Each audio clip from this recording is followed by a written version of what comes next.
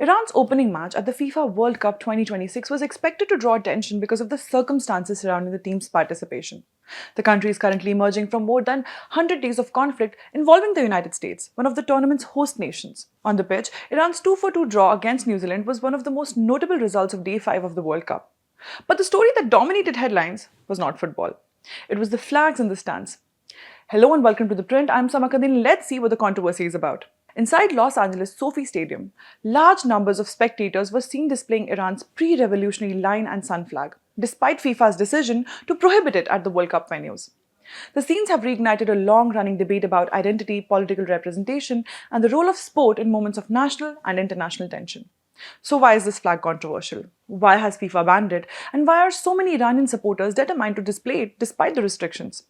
To answer those questions, it is important to begin with what happened both inside and outside the stadium. Hours before kickoff, several hundred Iranian Americans gathered outside SoFi Stadium to protest against the government in Tehran. Many carried the lion and sun flag and used the occasion to voice opposition to the Islamic Republic. Demonstrators argued that the Iranian national team does not represent the Iranian people, but the political establishment in Tehran. Some supporters inside the stadium expressed similar views. Others attended simply to support the players and argued that football should not be reduced to politics. The demonstrations reflected divisions that have existed for decades within the Iranian diaspora, particularly in Southern California, which is home to one of the largest Iranian communities outside Iran. The controversy intensified because FIFA had already ruled that the lion and sun flag could not be displayed inside World Cup venues. Just hours before the match, a Los Angeles court upheld FIFA's position after a legal challenge was brought by Iranian American supporters seeking permission to display the flag. In his ruling, Judge Curtis Aiken stated that while freedom of expression is fundamental, FIFA, as a private organization operating on private property, has the authority to establish and enforce reasonable regulations for tournament venues. FIFA classifies the flag as political in nature. Tournament regulations prohibit banners, flags, clothing, and other materials that are considered political, offensive, or discriminatory. According to FIFA, the lion and sun flag falls within that category. Despite the ruling, the flag remained visible throughout the stadium during the match.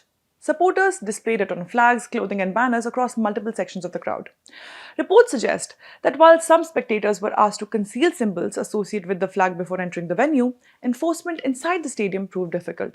At the center of the controversy is the history of Iran's two flags. Before the 1979 Iranian Revolution, Iran's national flag featured the familiar green, white, and red tricolor with the lion and sun emblem at its center.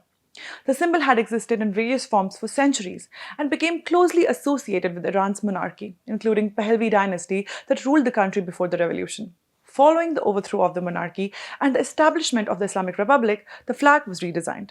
While the green, white, and red stripes were retained, the lion and sun emblem was removed and replaced with the current emblem of the Islamic Republic.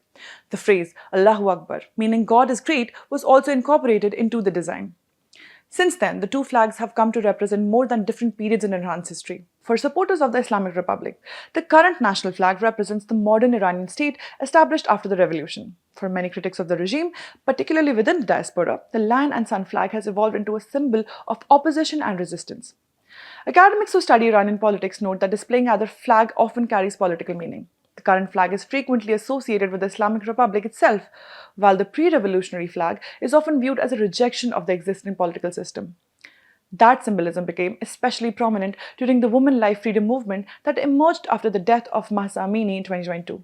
During those protests, the lion and sun flag appeared at demonstrations across the world and increasingly became associated with opposition to the Iranian government.